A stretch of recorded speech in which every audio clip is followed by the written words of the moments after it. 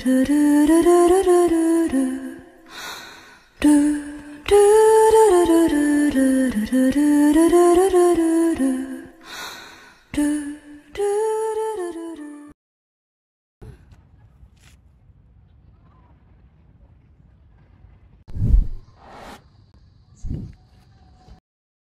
si Maria Clara de los Santos y Alba,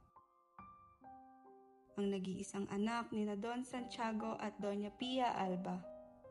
Simbolo ng isang dalagang Pilipina na siyang kilala ng marami dahil sa kayamanang taglay nito. Ako ay isang dalagang Pilipina na umiibig kay Crisostomo Ibarra. Si Crisostomo Ibarra na siyang may malasakit sa bayan, ngunit napagbintangan sa kasalanang hindi naman siya ang may gawa.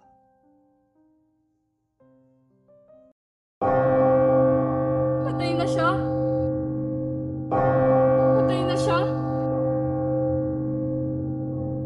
Sinira nila ang aking pag-asa. Sinira nila ang aking buhay.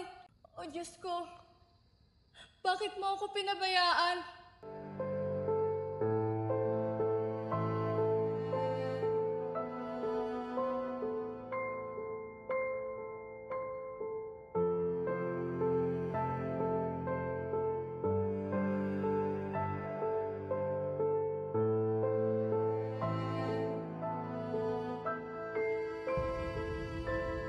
Patawarin mo ako, Crisostomo.